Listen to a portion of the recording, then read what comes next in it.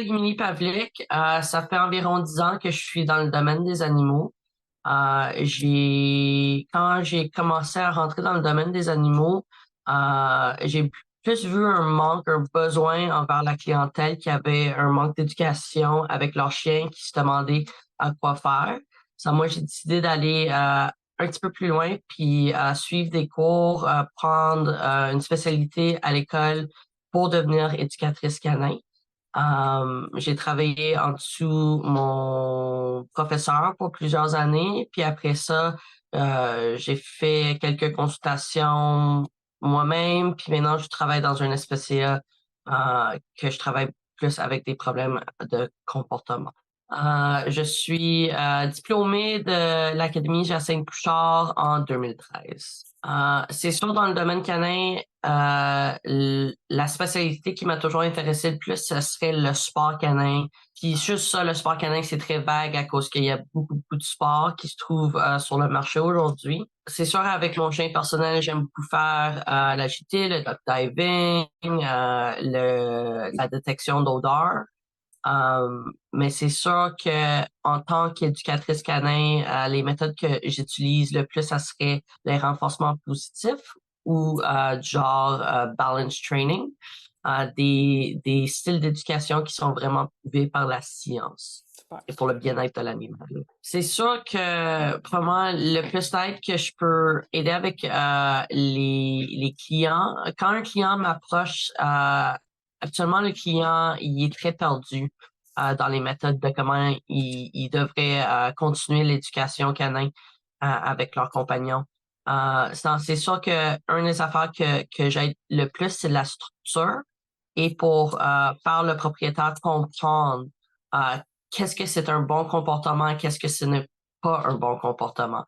La plupart de la clientèle ne comprend pas et sont un petit peu perdus dans cette la réactivité en laisse est un comportement qu'on voit très souvent qui c'est des grosses périodes d'entraînement, des longues périodes d'entraînement aussi, qui peut durer des mois et des mois.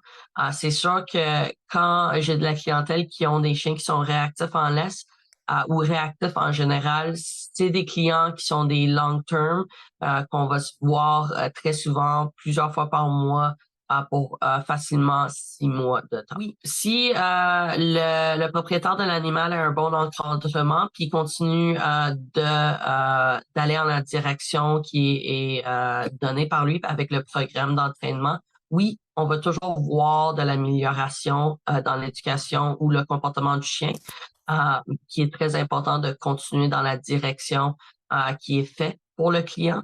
Ça, oui. Si le client suit le programme, on va voir de l'amélioration. Des fois, ça prend plus de temps, mais on va toujours voir de l'amélioration. Ouais. Donc, il y a plusieurs raisons pourquoi une personne va vouloir un chien. C'est sûr que quand on veut un chien, c'est sûr en travaillant dans un spécial, moi je vois beaucoup le backlash de les personnes qui s'achètent des chiens ou se récupèrent des chiens impulsively, qui voient le chien dans une animalerie ou ils voient le chien sur un Facebook ou ils voient le chien sur Kijiji. Puis il dit il est bien cute. La personne dit, il n'y a pas de problème de comportement, il n'y a pas de problème, l'animal est gratuit ou c'est un chiot qui se fait trouver dans une animalerie. Puis le monde va aller les récupérer tout de suite sans y penser, sans vraiment regarder leur situation de famille pour voir si c'est vraiment le bon moment de rajouter un animal, un chien dans la maison. Une autre affaire qui est importante, c'est dans les chiens, on voit ça beaucoup plus dans les chiens que les chats. Il y a des races. Chaque race de chiens ont une raison pourquoi ils existent. Ils ont tous des travails uniques, ils ont tous des comportements uniques à leur race. Il y a beaucoup de monde qui décide, eux, ils vont s'acheter un chien à cause de la beauté de l'animal, à cause que ça attire l'œil de la personne, mais ils ne regardent pas vraiment au comportement ou c'est quoi les génétiques en arrière de cette race. On peut utiliser le berger malinois comme un exemple. Le berger malinois est une race extrêmement intelligente et le monde adore ça, les chiens intelligents. Mais il faut aussi comprendre que c'est une race qui a été élevée pour mordre. C'est un chien de travail, c'est un chien de berger, ça utilise sa gueule, ça utilise ses dents, c'est génétiquement fait pour ça. Maintenant, le monde, il voit ça sur la télé, il voit avec les policiers, il voit comment que le chien est courageux, comment il est beau, comment il est intelligent, puis il décide d'acheter ça. C'est important à savoir, le berger malinois, c'est un chien on considère pour des personnes qui ont beaucoup d'expérience avec les chiens. Et la plupart, il y a beaucoup de monde qui s'achète ça qui ont zéro expérience. Ils s'achètent ça comme chiot. Les premiers 4 mois, ça va super bien. 6 mois, ça va super bien. Après que le chien, à 6 mois, commence à avoir plus des comportements d'ado, commence à utiliser leur bouche un petit peu plus. Puis le propriétaire de l'animal remarque tout de suite que le chien n'est pas un bon fit avec la famille à cause qu'un berger malinois, c'est pas un chien de divan qui veut juste avoir des câlins. La plupart du monde veut ça comme un chien. Il veut un chien qui est relax, qu'on va aller prendre une petite promenade de 20 minutes 2 fois par jour. Puis après ça, on fait rien de la journée. Quand le berger malinois, c'est le contraire de ça. C'est on prend le plus de marche possible, puis on prend des petits breaks de 20 minutes 2 fois par jour. Ça, le monde, il voit ça qu'après à l'âge de 10 mois, l'animal saute sur les murs, détruit toute la maison, arrête pas de mordre. On s'en souvient que la morsure dans le malinois, c'est génétique. Sans qu'est-ce qu'ils décident de faire? Ils font un abandon. Et ça, c'est qu'est-ce que je vois souvent avec où je travaille en ce moment. C'est des abandons à cause que la plupart du monde achète des chiens qui ne fitent pas avec le mode de vie de ces personnes. Puis après 6 mois d'avoir le chien, il se dit, ben là, moi, je suis pas un propriétaire de malinois, qu'est-ce que je vais faire? Je vais faire un abandon à un SPCA. Ça va créer un sorte de vicious cycle. Et c'est toujours conseillé avant d'acheter un chien de vraiment aller trouver quelqu'un qui spécialise, qui peut vraiment te guider à cause que en achetant un chien, il y a beaucoup, premièrement, la plupart du monde ne comprend pas trop où acheter un chien et comment s'acheter un chien ou adopter un chien. Puis la plupart du monde sont un petit peu perdus. Ils comprennent pas c'est quoi un bon éleveur, un éleveur éthique versus un éleveur usine à chiots, backyard breeder,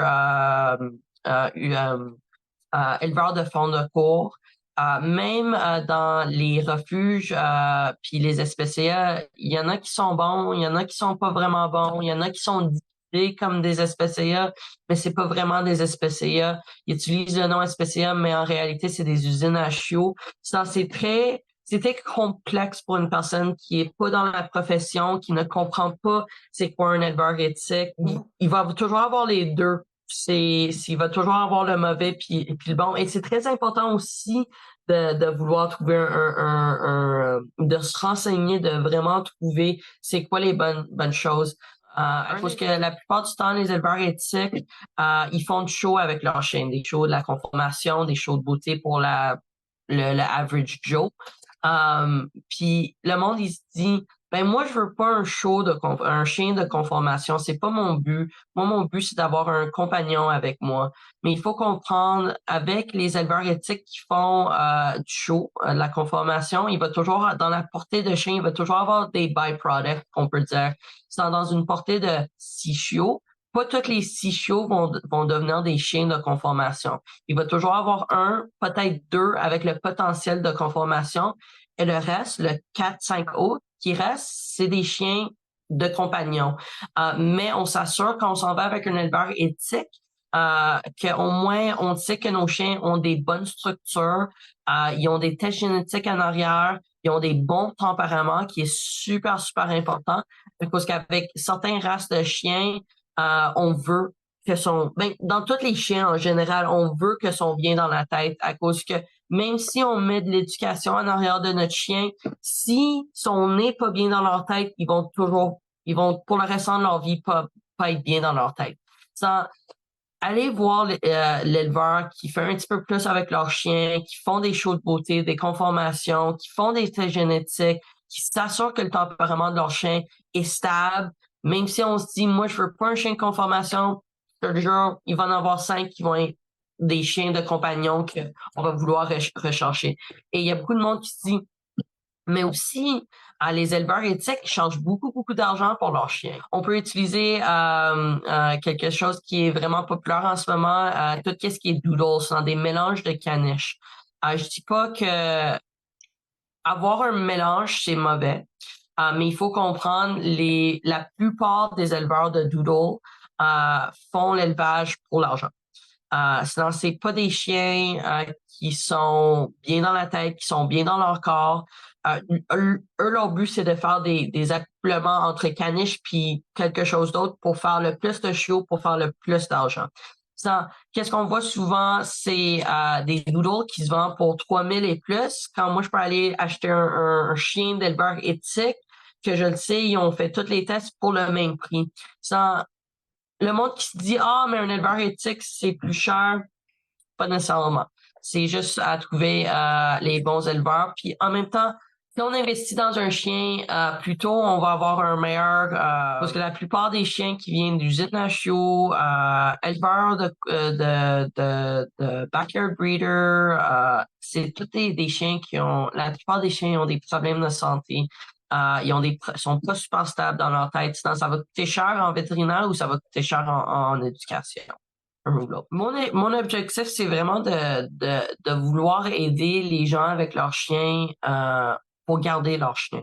De vouloir aimer être avec leurs chiens. Que quand ils vont à l'extérieur, ils n'ont pas honte de leurs chiens. Qu'ils n'ont pas peur de ah, Fido, il va-tu faire un comportement bizarre? Je peux-tu le truster avec des affaires? À cause que le plus qu'on enlève le trust avec nos compagnons, nos chiens, le moins on veut nos chiens.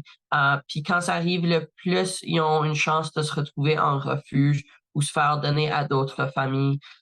Puis le cycle vicieux continue, puis le problème, il se règle pas. Ça, moi, mon but, c'est vraiment d'aider les personnes pour garder leurs chiens, mais aussi pour créer des bonnes relations avec leurs chiens. Comprendre c'est quoi créer une bonne relation avec leurs chiens. Parce que je trouve que la plupart du monde sont un petit peu perdus et ne comprend pas c'est quoi commencer une bonne relation avec leurs chiens.